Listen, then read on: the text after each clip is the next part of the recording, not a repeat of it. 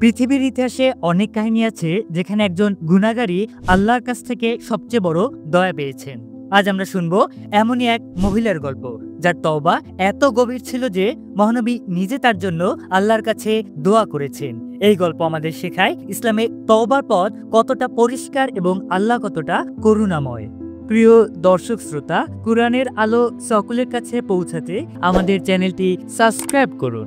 জোহাইনা গোত্রের এক মহিলা যিনি একটি ভয়ানক পাপের অপরাধ করেছেন, জিনা করেছেন, কিন্তু তার অন্তরে ছিল এক অদম্য ইচ্ছা নিজেকে পবিত্র করার, আল্লাহর কাছে ফিরে যাওয়ার। সে সাহস করে মহানবীর কাছে এলেন এবং বললেন, হে আল্লাহর রাসূল, আমাকে পবিত্র করুন।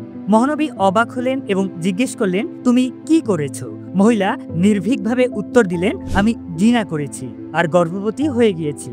মহানবী তাকে স্মরণ করালেন যে সে জানে ইসলাম এই অপরাধের জন্য কি শাস্তি দিয়েছে, মৃত্যুদণ্ড। কিন্তু তার তওবা ছিল এত গভীর যে সে বলল, আমি জানি, আমাকে পবিত্র করে দিন। মহানবী তাকে বললেন, তুমি এখন গর্ভবতী, আগে সন্তান প্রসব করো, তারপর তোমার বিচার হবে। আশ্চর্যের বিষয়, তার সাথে কোনো প্রহরী বা পাহারা দেওয়া হলো না। সে নিশ্চিন্তে চলে গেল, যেন আল্লাহর রহমত তার প্রতি নিজের পথ তৈরি করেছে। শিশুর জন্মের পর আবার মহানবীর কাছে ফিরে এসে বলল, হে আল্লাহর রাসূল, আমি সন্তান প্রসব করেছি, আমাকে পবিত্র করে দিন। মহানবী বললেন, তোমার সন্তান এখনো ছোট, যতদিন সে দুধ পান করবে ততদিন তুমি মুক্ত। মহিলাটি ধৈর্য ও দৃঢ়তার সঙ্গে অপেক্ষা করল দুধ পান শেষ করার জন্য। অবশেষে যখন সে আবার মহানবীর কাছে এলো, তখন তার শাস্তি কার্যকর করা হলো, পাথর নিক্ষেপে মৃত্যুদণ্ড। এই কঠিন শাস্তির মাঝে মহানবী তার জন্য আল্লাহর দরবারে দোয়া করলেন। উমর রাদিয়াল্লাহু বিস্মিত হয়ে জিজ্ঞেস করলেন, হে আল্লাহর রাসূল, আপনি একজন ব্যভিচারীর জন্য দোয়া করছেন? মহানবী বললেন, সে যে তওবা করেছে তা যদি মদিনার ৭০ জন লোকের মাঝে বন্টিত হতো তবে তা তাদের জন্য যথেষ্ট হতো।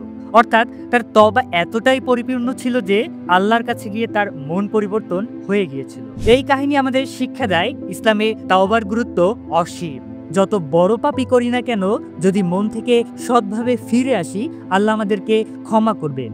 আল্লাহর দয়া ও করুণা মানুষের ধারণাকে ছাড়িয়ে যায়। কিন্তু সত্যিকারের তাওবা মানে কেবল কথা বলা নয়, তা হলো নিজের জীবন আল্লাহর জন্য উৎসর্গ করা, সৎপথে ফেরত আসা।